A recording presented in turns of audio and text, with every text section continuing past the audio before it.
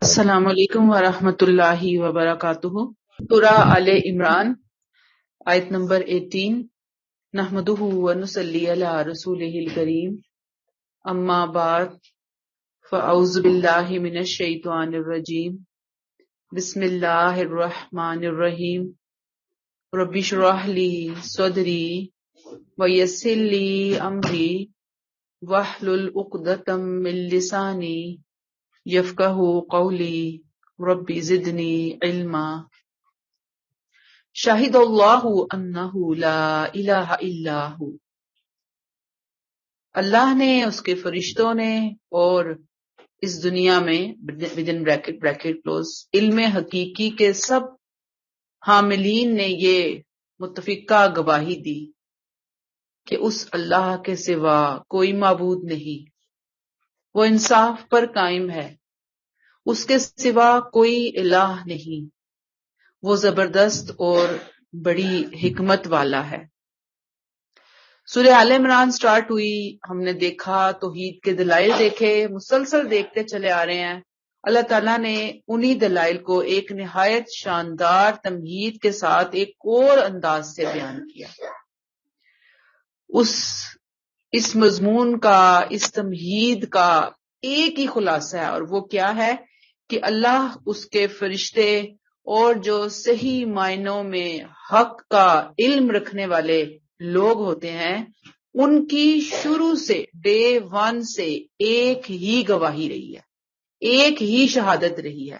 یعنی یہ کوئی شہادت، یہ کوئی گواہی نبی کریم صلی اللہ علیہ وسلم کے آنے کے بعد نہیں دی گئی، نہیں اٹھائی گئی، یہ تو حضرت آدم علیہ السلام اور بعد میں ان کے فالوورز، پھر اگلے نبی، پھر آگے اور اللہ اور فرشتے یہ دیتے آئے ہیں۔ کیا گواہی ہے ان کی؟ نمبر 1، انہ لا الہ الا ہو، اللہ کے علاوہ کوئی الہ نہیں ہے، وہ معبود ہے، تنہا ہے، یکتا ہے، اکیلا ہے، خالق ہے، مالک ہے۔ یہ گواہی ہے اللہ کی، فرشتوں کی، صحیح معنوں میں علم رکھنے والوں کی۔ گواہی کا ایک پہلو، اور دوسرا پہلو کیا ہے گواہی کا؟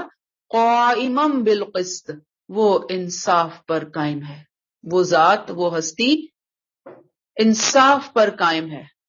دو گواہیاں ہو گئی یہاں پر، ایک اللہ کے علاوہ کوئی الہ نہیں ہے، تمام اختیارات کا اکیلا تنہا وہ مالک ہے، اور سیکنڈ کہ وہ اپنے اختیار کو ٹھیک ٹھیک انصاف کے ساتھ استعمال کر رہا ہے، کرتا رہے گا۔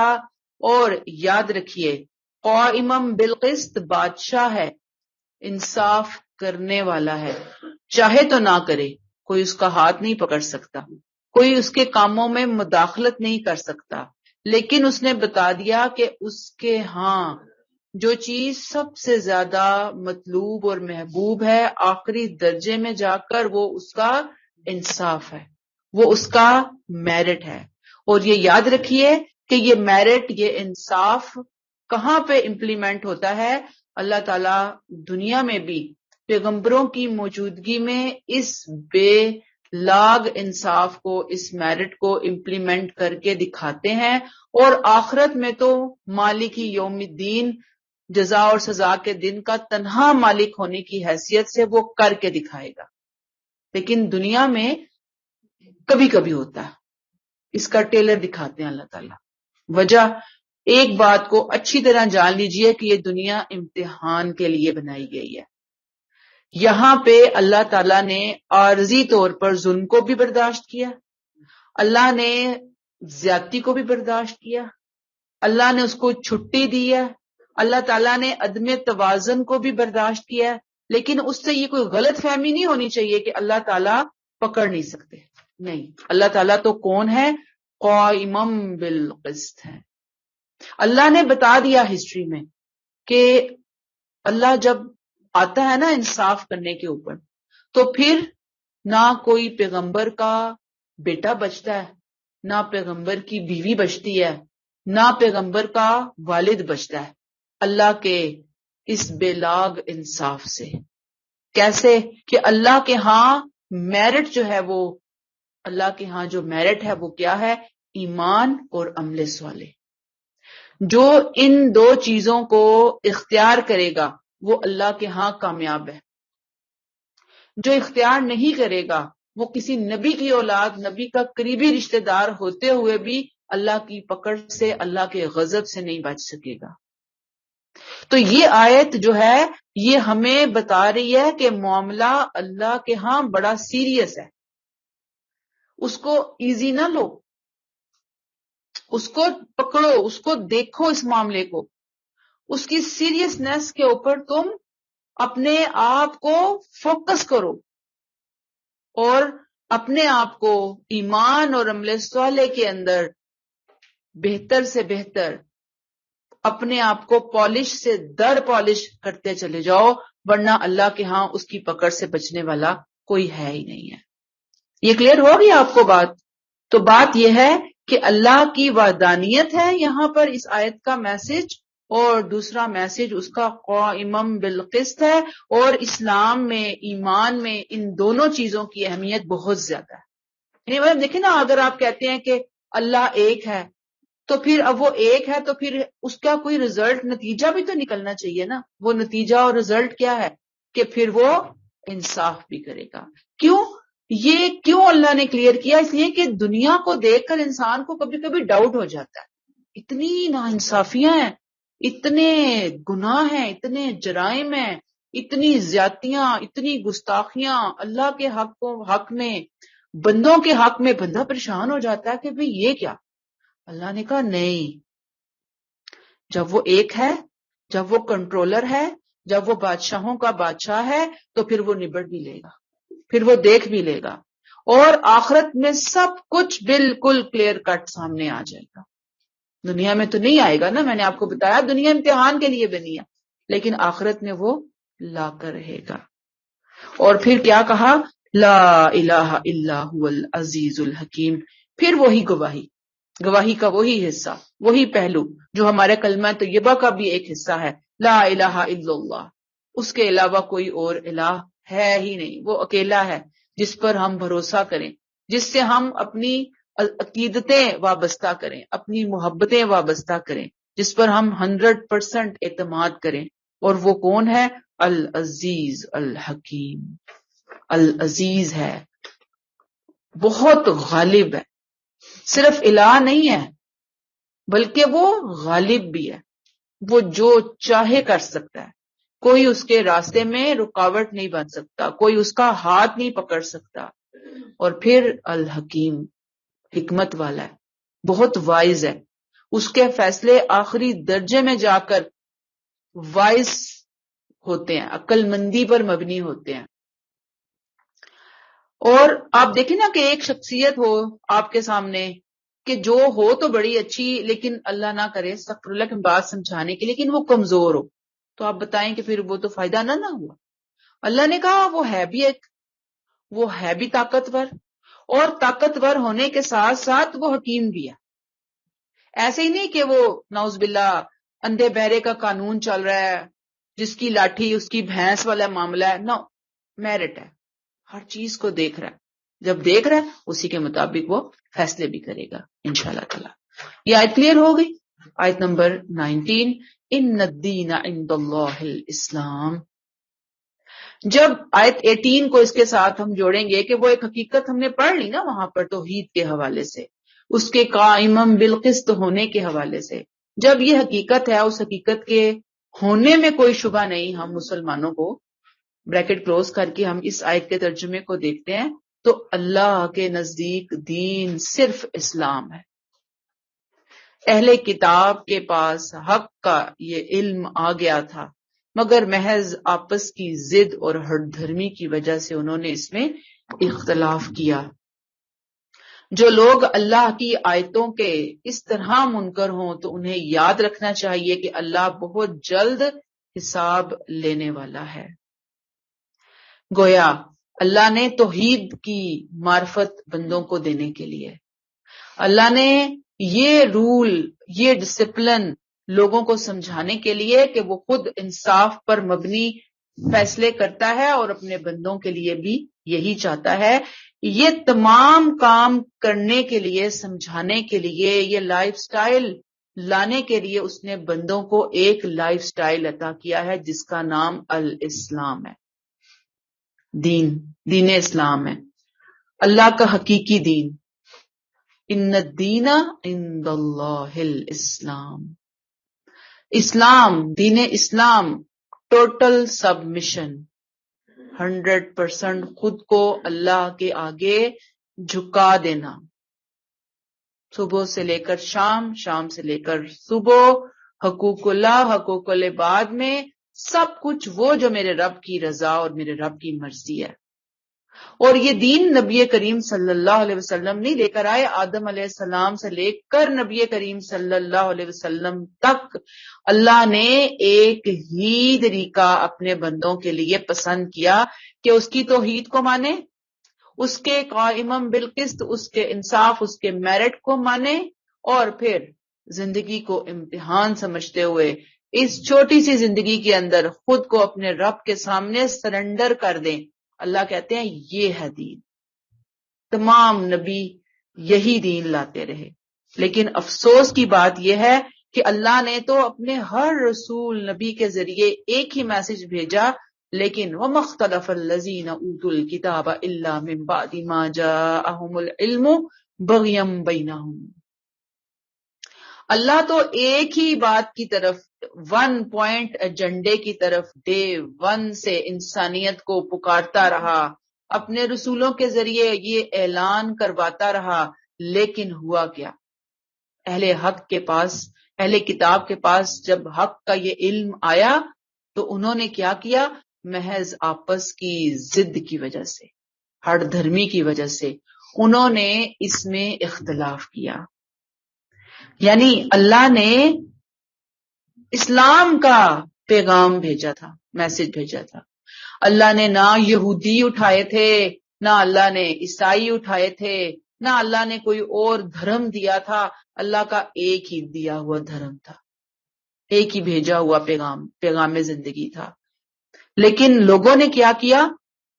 ان تمام باتوں کو جان کر، سمجھ کر، پا کر دین اسلام کی حقیقت کو، سچائی کو، انہوں نے صرف اور صرف آپس کی ضد، ہر دھرمی کی وجہ سے اس کو حصوں میں بانٹ دیا. کوئی یہودی بن گیا، کسی نے عیسائی بننا قبول کیا، کسی نے ستارہ پرست بننا قبول کیا، کسی نے کسی اور مسلک کو، لائن کو، فرقے کو، اسکول آف تھاٹ کو پسند کیا. لوگ بھول گئے کہ رب تو ہمیں ایک اللہ والا بنانا چاہتا تھا، ایک اللہ کی طرف لانا چاہتا تھا. تو بہرحال دین میں انہوں نے اختلافات پیدا کیے، اور اختلافات کب پیدا کیے؟ جاءہم العلم. یہ جو بت انہوں نے بنائے یہودیت کے، نصرانیت کے، یہ کسی لا علمی کی وجہ سے نہیں بنائے، بے خبری کی وجہ سے نہیں بنائے، بلکہ شرارت کی وجہ سے، ضد کی وجہ سے کہ میں اس کو کیوں مانوں، میں اس کے سامنے، اس کے رسول کے سامنے سرنڈر کیوں کروں. جو میرے پاس آیا ہے، ہم نبیوں کی اولاد ہیں، ہم زیادہ بہتر سمجھتے ہیں، ہمیں زیادہ سینس ہے، لوگوں کے پاس سینس نہیں ہے. یعنی ایک خام خواہی کی یعنی کہ ایک فخر کی نفسیات ہے، اس کے اندر وہ مبتلا ہو گئے. باہمی اناد کی وجہ سے حق آ جانے کے بعد انہوں نے یہ اختلافات کیے، اور اختلافات کرنے کے بعد انہوں نے کیا کیا؟ اللہ کی اتنی بڑی نعمت اسلام کو ضائع کر دیا. اسلام ایک نعمت تھی، نعمت تھی، نعمت ہے، نعمت رہے گا. لیکن گاہے بگائے پوری ہسٹری اس بات کی گواہ ہے. اور آج ہم مسلمان بھی کہیں پیچھے نہیں بیٹھے ہوئے، ہم ان قوموں کے بالکل فٹ سٹیپس پہ چل رہے ہیں، اتنا فالو کر رہے ہیں ہم ان کو آنکھیں بند کر کے.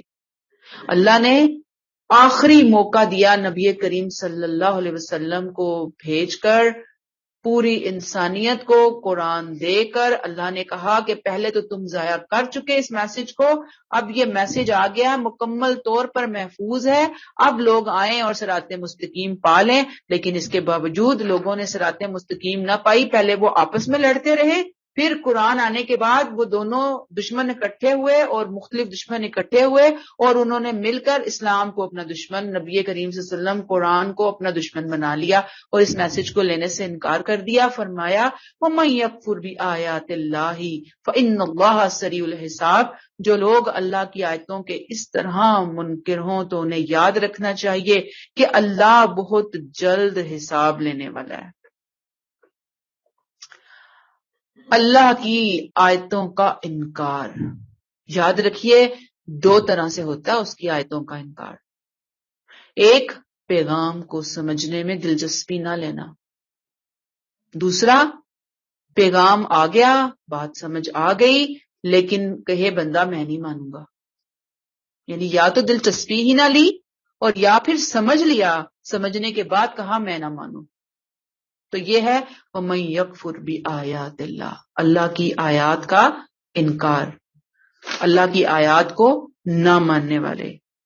تو اللہ تعالیٰ کہتے ہیں کہ بھئی جو بھی انکار کرنے والے ہیں نا تو وہ یاد رکھیں کہ اللہ ایسے لوگوں سے جلد حساب لینے والا ہے. میرے اور آپ کے لیے بڑا زبردست لیسن ہے یہاں پر اس آیت میں. مسلمان ہوتے ہوئے آج قرآن تو ہے نہیں انڈرسٹینڈنگ کے ساتھ ہماری زندگیوں کے اندر، غور و فکر تو ہے ہی نہیں قرآن کی آیات پر. ہم یہ دیکھتے ہی نہیں کہ ہمارا رویہ کیا ہونا چاہیے تھا قرآن کی روشنی میں. اللہ کا محبوب، مطلوب، مقصود، قرآن کا مطلوب رویہ ہمارے بارے میں کیا تھا، ہم نے وہ نہیں جانا. ہم بھی فرقہ واریت کے اندر مبتلا ہو گئے. ہر ایک نے ایک اپنا ایک اسکول آف تھاٹ پکڑ لیا اور اسلام بیچارہ وہ کہیں ستیلا سمجھ کے ہم نے اپنی زندگیوں سے نکال کر باہر کر دیا، پھینک دیا اس کو. آج دین جاننے والے ہیں لیکن وہ دین فرقہ واریت والا دین رہ گیا. وہ دین فکری سمجھ بوجھ رکھنے والوں کا دین رہ گیا. وہ دین اہل قرآن والا دین نہیں رہا کہ جس چیز کو اللہ ہماری زندگیوں کے اندر لانا چاہتے ہیں.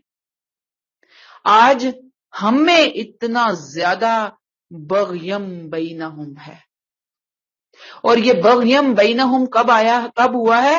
جاءہم العلم، العلم کے آنے کے بعد. اور یاد رکھیے کہ جہاں بھی قرآن العلم کا لفظ لاتا ہے نا، لائے گا، لاتا ہے، العلم سے مراد آسمانی صحیفے مراد ہوتے ہیں سب سے پہلے. اور پھر آج جب میں اور آپ العلم کی بات کریں گے تو قرآن. پہلے والوں کے لیے جب تک قرآن نہیں آیا تھا العلم ان کے صحیفے تھے. پھر جب قرآن آ گیا ان کی اپنی کتابیں بھی تھیں، قرآن بھی آیا، ان کے لیے العلم. میرے اور آپ کے لیے العلم قرآن. قرآن کے آنے کے بعد بھی ہم بغیم بینہم سے باہر نہیں نکل پاتے. ہر ایک کہتا ہے کہ جس مسلک کو میں مانتا ہوں نا، جس مسلک کو میں مانتی ہوں وہی صحیح ہے.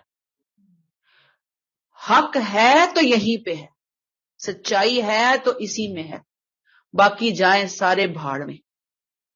مجھے کسی کو نہ دیکھنا ہے، نہ سننا ہے، نہ ان کا احترام کرنا ہے، ان کی رائے کا احترام کرنا ہے.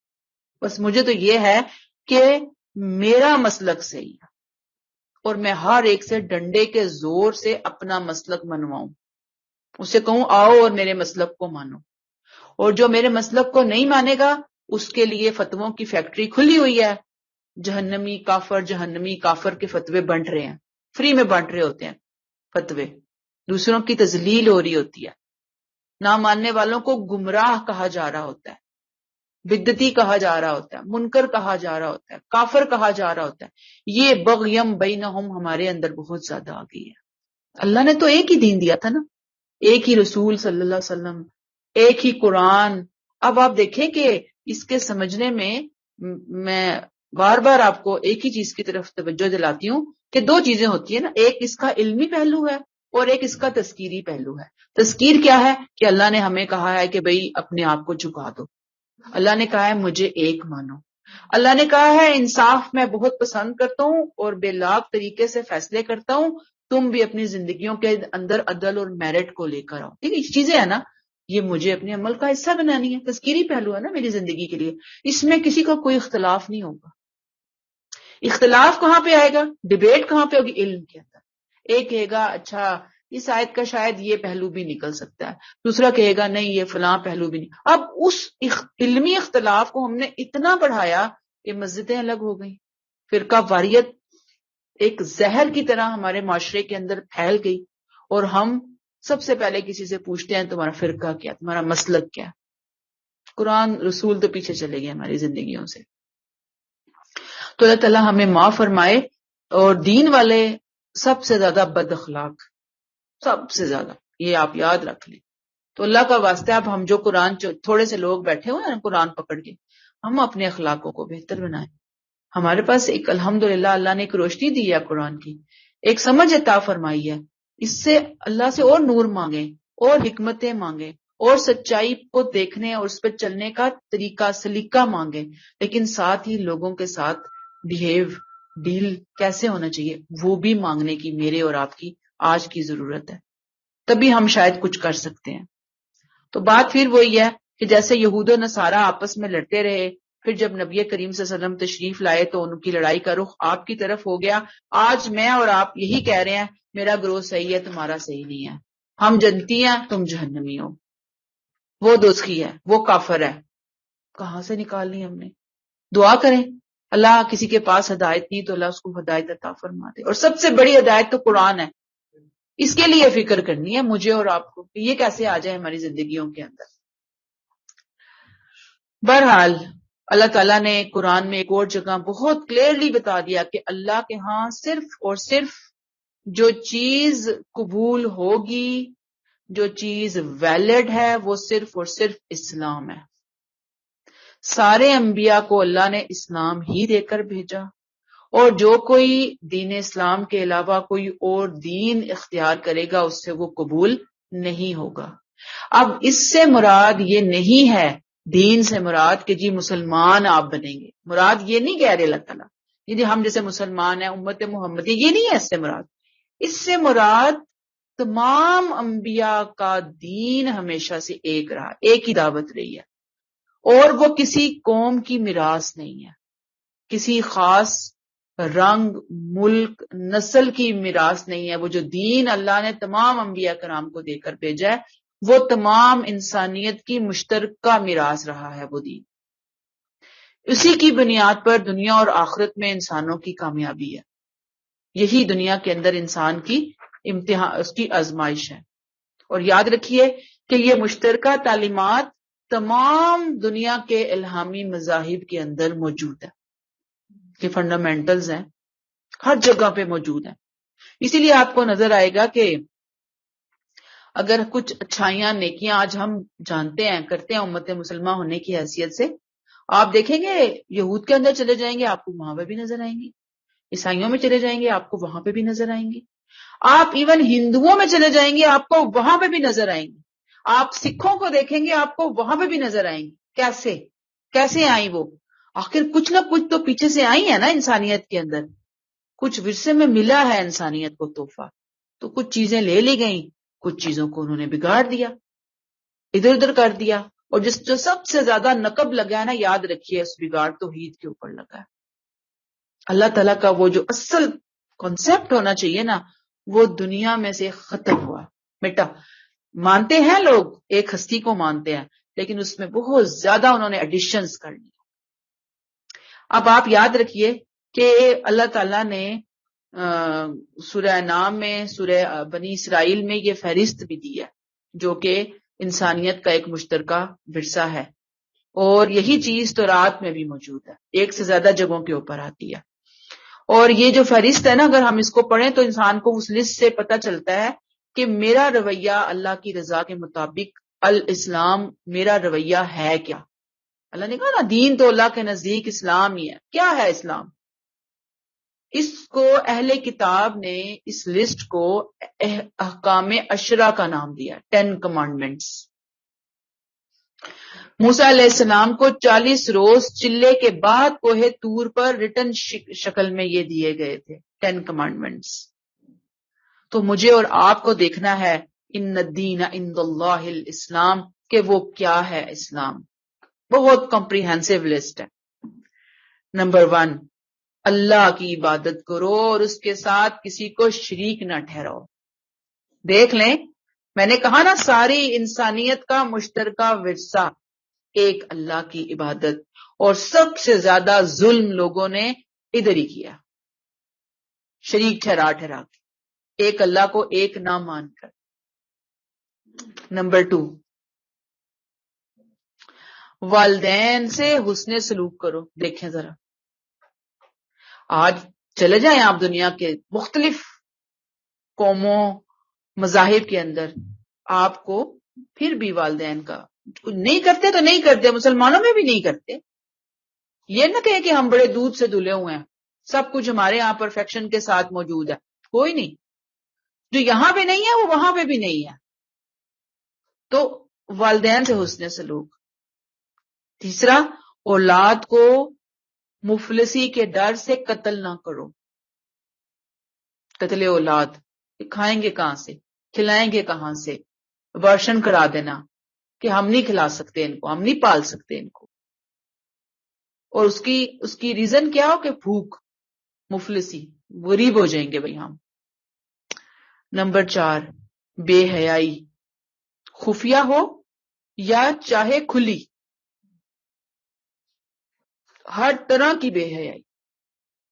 اس کے اللہ نے کہا قریب بھی نہ جاؤ.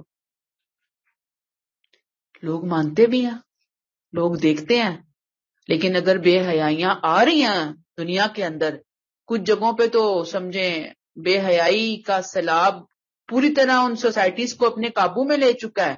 اب ہم مسلمان بھی، امت مسلمان بھی بھاگ رہے ہیں ان کے پیچھے پیچھے، جیسے وہ بڑی اعلیٰ چیز لے کر بیٹھے ہوئے ہیں اور ہم محروم رہ جائیں گے اگر ہم نے وہ اڈاپٹ نہ کی. تو بے حیائی کے قریب نہ جاؤ. نمبر 5، کسی بھی بے گناہ انسان کو قتل نہ کرو. ایک انسان کا قتل پوری انسانیت کا قتل. آج پوری دنیا مانتی ہے ان تمام باتوں کو. پھر نمبر 6، یتیم کا مال نہ حق نہ کھاؤ. یتیم کا مال نہ حق نہیں کھانا، یہ بے آسرا. اور یتیم میں آپ کو پہلے بھی بتا چکی، یتیم تو جہاں پہ قرآن لفظ لے کر آیا ہے نا، وہ ایک سمبولیکلی لفظ لے کر آیا. یتیم کا مال، لوگ یتیم کے مال کے بارے میں تو پھر کانشیس ہو جاتے ہیں، آپ کو میں بتاؤں، لیکن جہاں باقی معاملات آتے ہیں نا، کسی غریب کا، کسی مسکین کا، کسی ریڑی والے کا، کسی بیوہ کا حق مارنا، آرام سے کھا لیتے ہیں. انہیں احساس ہی نہیں ہوتا کہ یہ جو ہم لوگوں کے حق مار رہے ہیں، ظلم کر رہے ہیں، رشوت، اسمگلنگ، چوری، ڈاکہ، ملاوٹ، دوائیوں کے اندر ملاوٹ، یہ کیا ظلم ہو رہا ہے. سمبولیکلی یہ آ گیا کہ یتیم کا مال یعنی بے بس کا مال نہیں کھانا. اب وہ بے بس یتیم سے لے کر پوری لسٹ بنائیں سوسائٹی میں کون کون سے بے بس ہو سکتے ہیں جن کا مال ناحق کھایا جا سکتا ہے. نمبر 7، عہد کی پاسداری کرو، اپنی کمٹمنٹس پوری کرو. یہ نہیں کہ اللہ کی قسم کھا کے کوئی وعدہ کیا تو وہ کمٹمنٹس نہیں، ایک بات ڈن ہو گئی، ڈن ہو گئی، منہ سے کہہ دیا کہہ دیا، اس کا خیال کرو. نمبر 8، ماپ تول میں کمی نہ کرو. ناپو، پورا ناپو، تولو، پورا تولو. دینے لینے کا پیمانہ ایک ہی ہونا چاہیے. اس میں اپنے حقوق، اس میں اپنے فرائض، اس میں اپنی عبادات، سب کچھ شامل ہو جاتا ہے. سمبولیکلی یوز ہو رہا ہے ماپ تول. اور پھر نمبر 9، عدل کرو، انصاف کرو، انصاف سے نہیں ہٹنا. اور نمبر 10، زمین پر اکڑ کر مت چلو. تکبر، آکڑ خانی نہیں ہونی چاہیے، نہ بولنے میں، نہ چلنے میں، نہ دیکھنے میں، نہ اٹھنے میں، نہ بیٹھنے میں. عاجزی لے کر آؤ اپنے اندر. یہ پیغام ہے. 10 نکاتی تعلیم منشور، ایتھکس، جن کو آپ ایتھکس کہیں گے، دنیا ان کو ایتھکس کے نام سے جانتی ہے. یہی وہ اسلام تھا جس کی فہرست حضرت جعفر طیار نے نجاشی کے دربار میں پیش کی تھی.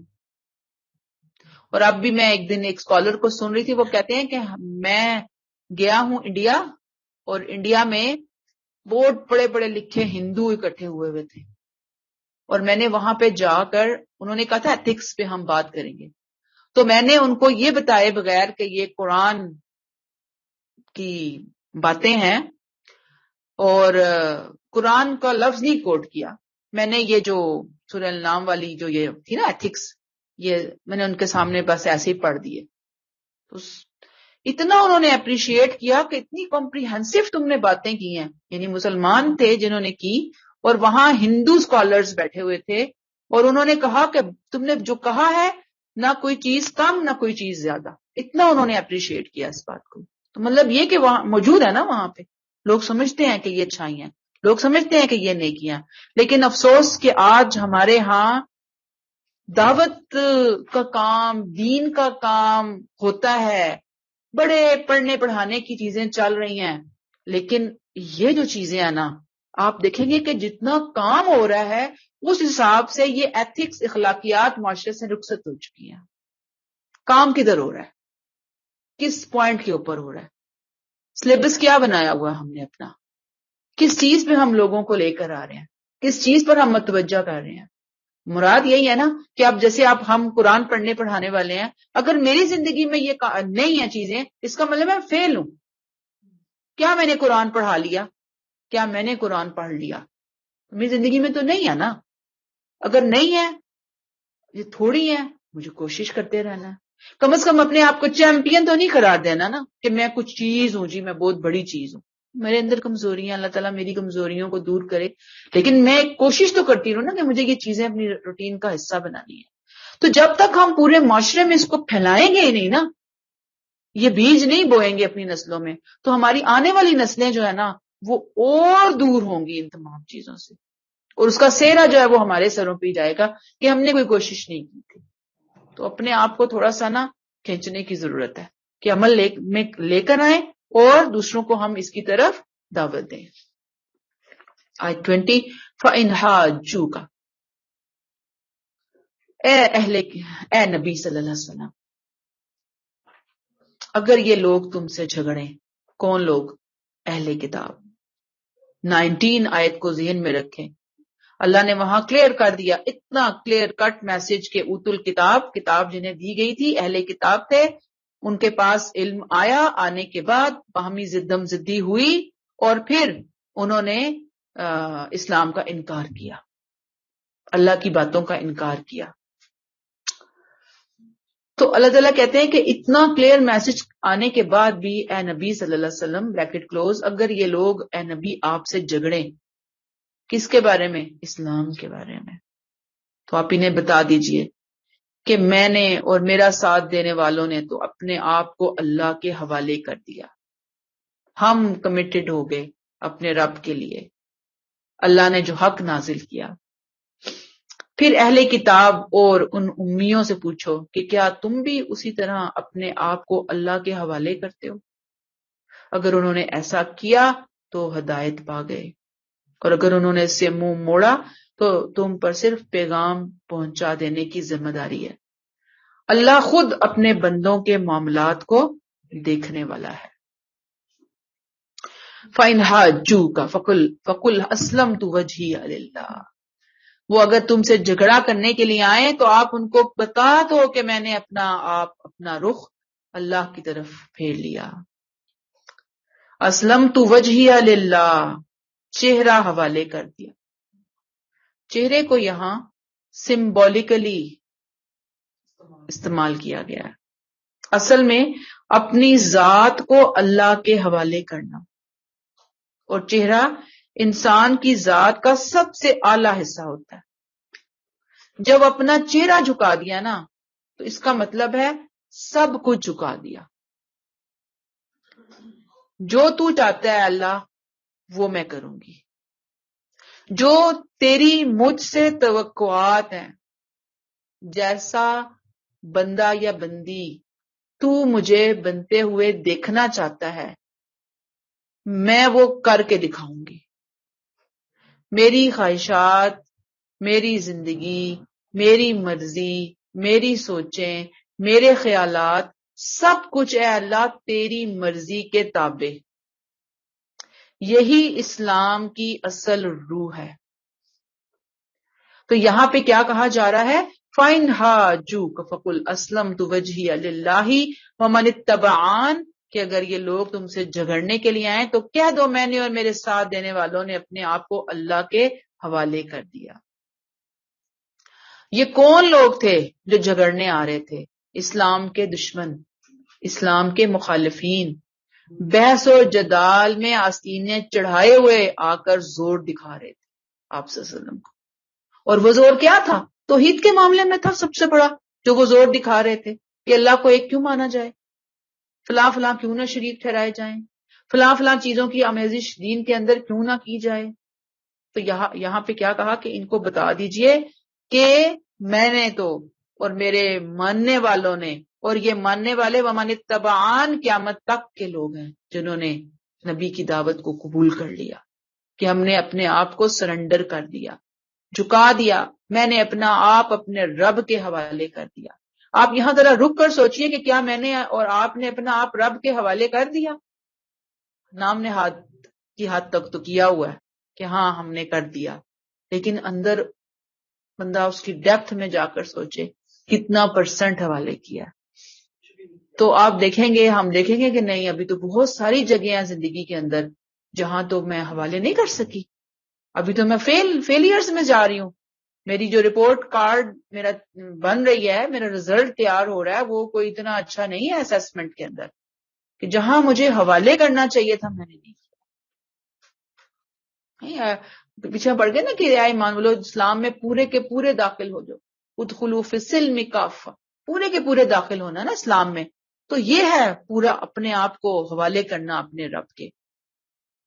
پھر کیا کہا؟ وَقُلِ الَّذِينَ أُوتُوا الْكِتَابَ وَالْأُمِّيِّينَ أَسْلَمْتُمْ، اہل کتاب اور بنی اسماعیل کے ان امیوں سے پوچھو. اہل کتاب بنی اسرائیل، اوت الکتاب، اور والامیین بنی اسماعیل کے امی، ان سے پوچھو اسلمتم، کیا تم بھی اسی طرح اپنے آپ کو اللہ کے حوالے کرتے ہو؟ یہاں پہ اوت الکتاب تو ہمیں سمجھ آ گیا نا، میں نے آپ کو بتا دیا بنی اسرائیل، یہود و نصارہ. والامیین کو تھوڑا سمجھ لیں پھر آگے چلتے ہیں ہم انشاءاللہ تعالی. امی وہ جو باقاعدہ پڑھا لکھا تھا، اسکول کالج یونیورسٹی مدرسے میں جا کر، کوئی رسمی اس کی تعلیم و تربیت نہیں ہوئی، گھر میں بھی اس کو لکھنا پڑھنا، جس کو باقاعدہ لکھنا پڑھنا کہا جاتا ہے، اس کو نہیں سکھایا گیا، اس نے نہیں سیکھا. یاد رکھیے کہ یہ امی کا لفظ بنی اسماعیل کے لیے استعمال ہوا. وجہ کہ یہ لوگ انتہائی سادہ تھے، بدوی تھے، دیہاتی تھے، سادہ تھے، تعلیم سے، رسمی جو تعلیم ہوتی ہے اس سے ناشنا تھے. ان کے مقابلے میں اس زمانے کے اندر جو بنی اسرائیل تھے وہ اہل کتاب مشہور تھے. لہذا اب آپ دیکھیے کہ یہ جو اہل بنی اسرائیل ہے نا، قرآن نے اب آپ دیکھیں کہ ان کے لیے جو اہل کتاب ہے نا، تو ان کا کیا تھا؟ اہل کتاب، کتاب والے ہیں. یہ کتاب والا کون ہوتا ہے کہ صاحب جس کے پاس تھوڑا علم ہوتا ہے. اب یہ جو امی ہے نا، ان کے پاس حضرت اسماعیل علیہ السلام کے جانے کے بعد سے لے کر اب تک کوئی رسول، نبی، کتاب نہیں آئی تھی ان کے پاس. اس کی وجہ سے ان کے نام کے ساتھ یہ ایک لقب لگ گیا تھا امی ہونے کا. یاد رکھیے کہ امی ان کے لیے کوئی انسلٹنگ ورڈ نہیں تھا کہ کوئی ان کی انسلٹ کی جا رہی تھی کہ یہ امی ہے جی، یہ تو ان پڑھ ہے، یہ تو جاہل ہے. جیسے آج ہم کہتے ہیں نا کسی کو ان پڑھ جاہل، تو یہ تو ایسا لگتا ہے کسی منہ پہ تھپڑ مارا ہے. یہ بنی اسماعیل کے لیے یہ ایک ان کا لقب، ان کی ایک امتیازی علامت تھی، یہ ایک ریالٹی تھی جس کو انہوں نے مان لیا تھا کہ بھئی ہم تو اہل کتاب کے مقابلے میں کون ہے؟ امی ہے. ان کے پاس نالج ہے، ہمارے پاس نالج نہیں ہے. وہ اس کا اقرار کرتے تھے اور پھر اسی لفظ کو انہوں نے بھی استعمال کیا اور قرآن نے بھی اسی لفظ کو اٹھایا ہے یہاں پر. گویا قرآن، میں یہاں پہ اس کو سم اپ کروں گی امی کی اس ڈسکشن کو. قرآن نے امی لفظ کو کیوں استعمال کیا؟ عربوں کو بنی اسرائیل سے الگ کرنے کے لیے کہ بھئی ان کے پاس کتاب تھی، ان کے پاس کتاب کا علم نہیں تھا، اس لیے ان کو امی کہا گیا. یہاں تک سمجھ آ گئی؟ یعنی ایک ان کی پہچان بن گئی یہ لفظ کہ امی کون ہوگا؟ جن کے پاس کتاب کا علم نہیں ہوگا، اور عربوں کے لیے یہ لفظ جو ہے نا وہ استعمال ہوگا. اسی پہلو سے نبی کریم صلی اللہ علیہ وسلم کے لیے یہ لقب یوز ہوا نبی امی. آپ نے اپنی قوم کے لیے بھی یہی لفظ استعمال کیا. یاد رکھیے کہ اللہ نے قرآن میں امی کا لفظ لایا ایک اور جگہ پہ، اور وہ لفظ لایا اللہ نے یہود کے ان پڑھ عوام کے لیے. فرمایا منہم امیون لا یعلمون الکتاب، ان میں امی بھی ہیں جو کتاب کا علم نہیں رکھتے. اور یہ جو لفظ استعمال ہوا ہے نا، یاد رکھیے یہ کہیں پہ بھی تحقیر یا حقارت یا انسلٹ کے لیے نہیں استعمال ہوا، بلکہ لغوی معنی میں استعمال ہوا ہے، اصطلاحی معنی میں استعمال نہیں ہوا. وَقُلِ الَّذِينَ أُوتُوا الْكِتَابَ وَالْأُمِّيِّينَ، اے نبی ان اہل کتاب اور امیوں سے پوچھ لو. کیا پوچھ لو؟ کہ اب ہم نے تو اسلمت وجہی للہ کر لیا، کیا تم بھی اسلم تم اپنے آپ کو اللہ کے حوالے کرتے ہو؟ بتاؤ. فَإِنْ أَسْلَمُوا، اگر انہوں نے ایسا کر لیا، فَقَدْ اهْتَدَوْا، تو انہوں نے ہدایت پا لی. اب دے دیا نا قرآن کے آنے کے بعد، پہلے تو نہیں تھا. اب نبی کو پہلے دعوت دی گئی، نبی نے کہا آپ ان کو بتائیے کہ میں نے تو جھکا دیا، ہمارے پاس تو علم آ گیا. پھر جو میرے ماننے والے ہیں وہ بھی جھکانے والے ہیں خود کو. لہٰذا اب ان سے پوچھئے کہ پہلے تو تمہارے پاس بہانہ تھا، پوری تعلیم تمہارے تک پہنچی، تم نے جان بوجھ کر اس کے اندر بگاڑ کیا، پنگے لیے، تم نے اس علم کو تم نے اگنور کیا، اپنی کتابوں کا علم. امی تھے، ان کے پاس ڈے ون سے وہ کہتے تھے ہمارے پاس تو کچھ ہے ہی نہیں، وہ تو پہلے ہی ہاتھ پاؤں ڈال کے بیٹھ گئے تھے، جیسے کہتے ہیں نا میرے پاس تو ہے ہی نہیں جی، مجھے تو پتہ ہی نہیں میں کیا کروں. اب اسلام آ گیا، قرآن آ گیا، نبی کریم صلی اللہ علیہ وسلم تشریف لے آئے. اب دعوت دی جا رہی ہے کہ ان سے پوچھیے اے نبی کہ آپ مانو گے، آپ اسلام قبول کرو گے، آپ خود کو سرنڈر کرو گے. یہ سرنڈر کرنے کا تقاضا ہے جو اللہ نے پچھلے تمام قوموں کو، رسولوں کو دیا. اب وہی تقاضا نبی کے مخاطبین کے سامنے رکھ دیا گیا، چاہے وہ اوت الکتاب تھے چاہے وہ امی تھے. ٹھیک؟ تو اب آپ دیکھیں کہ یہ جو اسلوب ہے نا، یہ ایک طرح سے دعوت بھی ہے ان کو. اسلم تم، کہ کیا تم فرما برداری قبول کرتے ہو، کیا تم مانتے ہو. یہ دھمکی بھی ہے اور ساتھ ہی یہ بیزاری کا اظہار بھی ہے، اور ساتھ ہی یہ بتایا جا رہا ہے کہ اسلام لانا ہے تو لے آؤ، دعوت تمہارے سامنے کھلی پڑی ہوئی ہے، سورج چمک رہا ہے، سورج کی روشنی کو دیکھو اور مان لو، اور مان لو کہ ہاں یہ دن ہے. ہم اندھیروں سے نکل کر روشنیوں کی طرف آنے کے لیے تیار ہیں، اس بات کو مان لو. لیکن اگر کوئی نہیں مانتا تو پھر جائے اپنے رستے پر لگے. ہم تمہارے ساتھ مناظرہ بازی میں وقت ضائع نہیں کرنا چاہتے، ہم نے اپنی راہ اختیار کر لی. بات یہ ہے کہ یہ تم سے جھگڑنے کے لیے آ رہے ہیں نا، فائن ہاتھ جو کہتے ہیں کہ جھگڑ رہے ہیں نا، بحث و مباحثے چل رہے ہیں. یہودیت اور نصرانیت کی شکل کو انہوں نے جان بوجھ کر مست کر لیا. اب پہلے مست کیا انہوں نے، یہود و نصارہ نے، اوت الکتاب نے. اب اسی یہودیت اور نصرانیت کی حمایت میں، اسلام کی مخالفت میں اے نبی یہ آپ سے مناظرے کرنے لگے ہوں گے، وہ جان بوجھ کے کر رہے ہیں. انہیں معلوم ہے کہ حق کیا ہے، اس کی حقیقت، اس کی حیثیت کیا ہے. لہٰذا آپ ان سے بحث میں وقت ضائع نہ کریں اور ان سے کہہ دیں کہ میں نے اور میرے ساتھیوں نے تو اپنے آپ کو اللہ کے حوالے کر دیا، اسلام کا قلادہ اپنی گردن کے اندر ڈال دیا. تم بھی اس بازی کو کھیلنے کے لیے تیار ہو تو آؤ، بسم اللہ، آگے بڑھو. تیاری اگر تیار ہو تو ٹھیک ہے، اگر نہیں تیار فَإِنْ أَسْلَمُوا فَقَدْ اهْتَدُوا، اگر تم نے ایسا کر لیا تو تم کامیاب.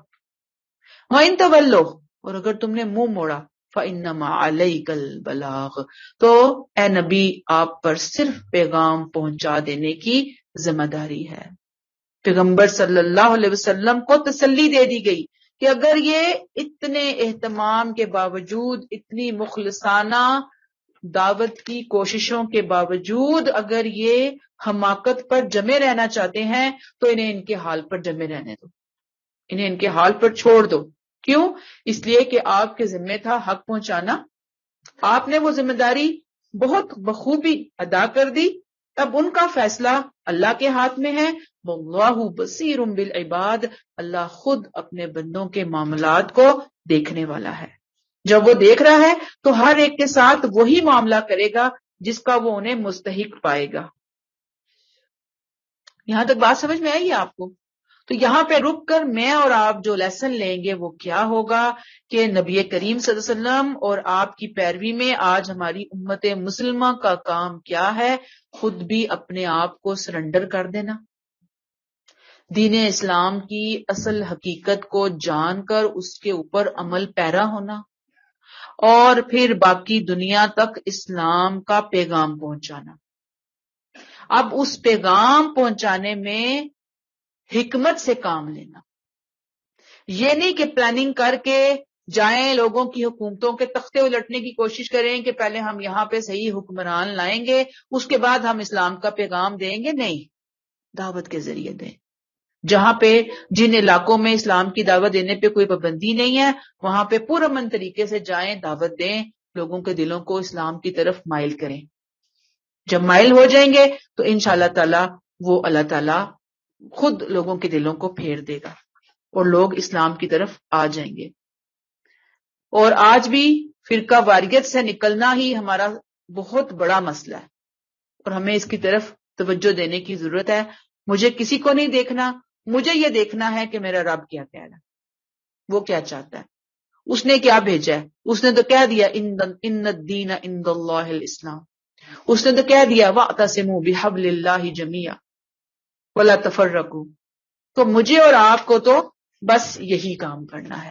جس نے یہ مان لیا نا ان باتوں کو وہ کامیاب ہے، اور جو نہیں مانے گا، ظاہر بات ہے پیغمبر کی موجودگی میں تو دنیا میں یہ عدالت لگ جاتی تھی، جو مانتا تھا وہ دنیا میں ہی کامیاب ڈکلیئر ہو جاتا تھا، اور جو نہیں مانتا تھا اس کو دنیا میں ہی پکڑ لیا جاتا تھا۔ لیکن میں اور آپ ظاہری بات ہے کہ پیغام رکھیں گے لوگوں کے سامنے، ہم انہیں بتائیں گے کہ بھئی یہ سچائی ہے، یہ حقیقت ہے، اور ہم یہ نہیں کھڑے ہو کر کہیں گے کہ بھئی جو میں کہہ رہی ہوں بس میں ہی صحیح ہوں اور آپ کے پاس تو کوئی سچائی اور کوئی حقیقت نہیں ہے۔ لیکن لوگوں کو بھی سنیں، اپنے اندر پہلے تو اپنا علم بڑھائیں نا، بہترین پالش کریں خود کو، اور پھر ایک رائے بنا کر ایک اچھے طریقے سے لوگوں سے علمی اعتبار سے ڈیبیٹ کیجئے، ان کو لے کر آئیے، ان کو بتائیے سچائی کیا ہے۔ تو بہرحال اللہ کے ہاں وہی کامیاب ہوگا جو سچائی کو ماننے میں پوری طرح کمیٹڈ ہوگا۔ اور ہم پر اور نبی پر یہی ذمہ داری تھی کہ حق کو پہنچا دینا۔ یہاں پہ کیا کہا آیت میں؟ فَإِنَّمَا عَلَيْكَ الْبَلَاغُ، پہنچا دینا ہے، منوانا نہیں ہے۔ منوانا آپ کی ذمہ داری نہیں تھی۔ آج میری اور آپ کی کیسے بن گئی منوانا؟ ہم نے بھی پہنچانا ہے خوبصورتی کے ساتھ، ڈنڈے کے زور پر نہیں، مسلط نہیں ہو جانا، نرمی سے دلائل سے بات پہنچانا ہم نے دوسروں تک، اور دیکھیں پھر ہم اپنے اس میں کیا رول پلے کر سکتے ہیں۔ یہاں تک کلیئر ہو گئی؟ آیت نمبر 21، ان الذین یکفرون بآیات اللہ۔ اب دیکھ لینا، اللہ تعالیٰ کہتے ہیں ان کو کہا جا رہا ہے آؤ مان لو، یہ آپ سے آتے ہیں جھگڑا کر رہے ہیں، ان کو کہا جا رہا ہے بھی مان لو گے کامیاب ہوگے، نہیں مانو گے تو رسول کے ذمہ تو پیغام پہنچا دینا ہے۔ تو ان لوگوں کا رویہ کیا رہا ہے؟ ٹھیک ہے، یہ کیا کرتے رہے ہیں؟ اتنے بڑے بڑے جرائم، ہمیشہ ہسٹری ان کی بھری ہوئی ہے اس طرح کے جرائم۔ یعنی اے نبی آپ کے جو مخاطبین ہیں نا وہ بڑے بڑے جرائم پیشہ لوگ ہیں، ان کے جرائم کیا ہیں؟ بہت سنگین جرائم ہیں ان کے۔ کیا کیا انہوں نے؟ ان الذین یکفرون بآیات اللہ، اللہ کی آیات کا انکار کرتے آئے ہیں یہ ہمیشہ۔ ویقتلون النبیین بغیر حق، نبیوں کو نہ حق انہوں نے قتل کیا۔ یعنی یہ کوئی عام لوگ ہیں، عام مجرم ہیں؟ یہ بہت بڑے مجرم ہیں۔ ویقتلون الذین یأمرون بالقسط من الناس، جنہوں نے خلق خدا کو انصاف کے راستے کی طرف بلانے والوں کو قتل کیا۔ اے نبی آپ کے مخاطبین تو یہ ہیں. آپ کو جب ہم کہہ رہے ہیں کہ آپ انہیں بتا دیجئے, یہ میسج آیت 20 کو دیکھیں کہ یہ اسلام لائیں گے, مان لیں گے, ہدایت پائیں گے, نہیں مانیں گے تو آپ کے ذمہ صرف پہنچا دینا ہے. اللہ اپنے بندوں کو دیکھ رہا ہے. پہنچا دینا کیا ہے کہ یہ ماننے والی جو کہتے ہیں نا کہ ایک لوگ وہ نظر نہیں آتے. خاص اسپیسیفک لوگوں کی طرف یہاں پر خاص طور پر اشارہ اللہ تعالیٰ کر رہے ہیں. اہل کتاب, ٹھیک ہے, یہ ڈے ون سے اپنے اپنے رسولوں اور نبیوں کے زمانے میں اللہ کی آیت کا انکار کرتے رہے تھے, اللہ کے نبیوں کو ناحق قتل کرتے رہے تھے. لوگ آئے, اسکالرز آئے, انہوں نے اپنے نبیوں کے نقش قدم پر چلتے ہوئے ان کو سیدھے راستے پر بلایا. انہوں نے کیا کیا؟ نہیں, انہوں نے پہلے ان کو کہا چپ ہو جاؤ, جب وہ نہ مانے ان کو بھی ختم کر دیا, نبیوں کو بھی ختم کیا. آپ یاد رکھیے کہ قتل ناحق تو ویسے ہی بہت بڑا جرم ہے, اور نبی کا قتل یہ کوئی عام بات ہے؟ یہ بڑے مجرم لوگ ہیں. نبی آپ ان کے بارے میں کوئی توقع مت رکھیں. آپ کا کوئی آپ صلی اللہ علیہ وسلم کو بھی پریشانی ہوتی تھی نا کہ پتہ نہیں میرے پہنچانے میں کوئی غلطی ہے, میرے پہنچانے میں کوئی کمی ہے, یہ نہیں مان رہے, یہ نہیں آ رہے, یہ نہیں سرنڈر کر رہے. اللہ نے کہا نہیں, ان کے جرائم ایسے ہیں, ان کے دل سخت ہو چکے ہیں. اور چھوٹے چھوٹے جرائم تو بہت ہوں گے, بڑے بڑے جرائم اللہ کو نہ ماننا, اس کی آیتوں کو نہ ماننا, اس کے حکموں کو نہ ماننا. پھر نبی تشریف لائے, نبی آتے رہے, بتاتے رہے, انہوں نے ان کو قتل کیا. ایک روایت آتی ہے انہوں نے 43 نبیوں کو قتل کیا بنی اسرائیل نے. ان میں جو پرومیننٹ تھے حضرت یحییٰ, حضرت زکریا, حضرت الیاس علیہ السلام, اور اپنے تئیں انہوں نے حضرت عیسیٰ علیہ السلام کو بھی بادشاہ وقت کے ساتھ مل کر سولی پر چڑھا دیا تھا. وہ تو اللہ تعالیٰ نے ان کو بچایا نا ان کے شر سے. تو اپنی طرف سے تو انہوں نے صحیح بدماشی جسے کہتے ہیں نا وہ انہوں نے کیا, اور امر بالمعروف نہیں المنکر کرنے والوں کا قتل کرتے رہے. فبشرہم بعذاب علیم. یہ لوگ اپنے دینی موقع پر اتنا ڈٹ گئے کہ حق کو سن کر انہوں نے اپنی خواہشات کو اہمیت دی, تعصبات کو اہمیت دی, گروہی تعصبات کو اہمیت دی, اسفل السافلین پہ جا پہنچے. تنزیہ انداز ہے. اللہ تعالیٰ کہتے ہیں انہیں اے نبی خوشخبری سنا دیجئے دردناک سزا کی. یہ خوشخبری کیا ہے؟ طنز ہے, طنز. جیسے ہم کسی بہت ہی بچے سے ناراض ہوتے ہیں نا, تو ہم کہتے ہیں تمہیں تو اس کام پہ بہت ایوارڈ ملنا چاہیے, تمہیں تو بہت شاباشی ملنی چاہیے, تمہارا تو یہ خیال ہے اس کام کے اوپر. تو اصل میں تو وہ ناراضگی ہوتی ہے نا, طنز ہوتا ہے. تو بات پھر وہی آ رہی ہے کہ اللہ تعالیٰ کہتے ہیں کہ ان کو عذاب علیم کی خبر دے دیں. وہ کیا ہے؟ آیت نمبر 22, اولئک الذین حبطت اعمالهم فی الدنیا والآخرہ. یہی لوگ ہیں جن کے اعمال دنیا اور آخرت دونوں میں ضائع ہو گئے. کون لوگ؟ یہ جن کے اتنے بڑے بڑے جرائم ہیں. آیت 21, کون ہے یہ لوگ؟ اہل کتاب. اہل کتاب دنیا میں اعمال ضائع ہو گئے. دنیا میں کیسے اعمال ضائع ہوئے؟ ظاہری بات ہے نا کہ انہوں نے دنیا میں, ظاہر قرآن کی یہ پیشن گوئی تھی کہ دنیا میں ان کے اعمال ضائع ہو گئے. تھوڑے ہی عرصے میں ان کی تدبیریں اکارت گئیں. ذلت و نامرادی جو اللہ نے پہلے سے ہی ان کے اوپر مسلط کر دی تھی, ان کو اس ذلت سے نکلنے کا ایک چانس اللہ نے دیا قرآن کے ذریعے, نبی کے ذریعے, اسلام کے ذریعے. انہوں نے اس کو ریجیکٹ کر دیا. جب انہوں نے ریجیکٹ کیا تو یہ ذلت و نامرادی کے ساتھ جزیرہ نما عرب سے ایسے نکالے گئے کہ کوئی ان کا حامی و مددگار نہ تھا. اولئک الذین حبطت اعمالهم فی الدنیا. دنیا میں بھی یہ ذلیل و خوار. اللہ نے کہا دنیا میں پہلے بھی ہوئے, اب تو یہ ذلت کا ایک خاص طور پہ یہود جو ہے نا قیامت تک ذلت کا سمبل بن کے دنیا کے اندر رہیں گے. یہ قرآن کی پیشن گوئی ثابت ہوئی. والآخرہ, اور آخرت میں تو دیکھنا ان کے ساتھ ہوگا کیا. ان کے ساری نیکیاں ضائع, کسی نیکی کا انہیں کوئی اجر نہیں ملے گا. وما لہم من ناصرین, ان کا کوئی مدد کرنے والا وہاں پہ نہیں ہوگا.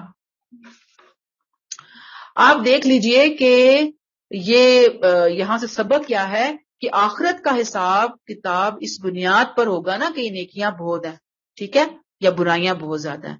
اگر دیکھیں نا, یا پھر انسان کے پاس نیکیاں بہت ہوں گی وہ چلا جائے گا جنت میں, یا نیکیاں نہیں ہوں گی، کم ہوں گی، گناہ ہوں گے، لیکن گناہوں کے ساتھ سچی توبہ بہت زیادہ ہوگی، اللہ اس توبہ کے ذریعے ان کو صاف کر دیں گے۔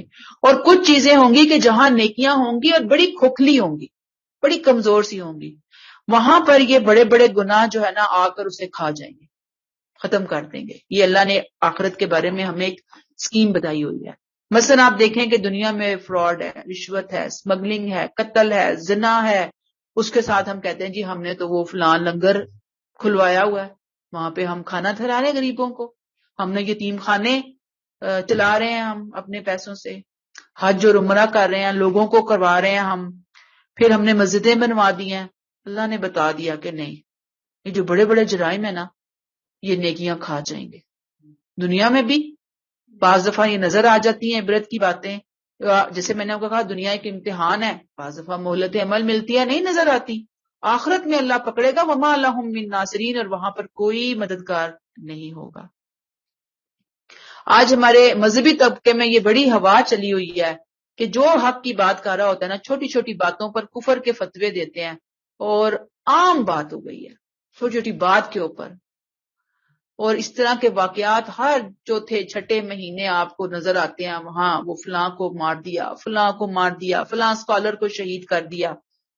حالانکہ آپ دیکھیں نبی کریم صلی اللہ علیہ وسلم کے دور میں ایسے ایسے منافقین تھے کہ جن کا نفاق کھل کر سامنے آ گیا تھا، لیکن اس کے باوجود آپ صلی اللہ علیہ وسلم نے کسی کو منافق نہیں کہا اپنی زبان سے۔ لیکن آج ہماری حالت بہت خراب ہے، اللہ ہمیں ہدایت عطا فرمائے۔ یہاں پہ روک لیتے ہیں۔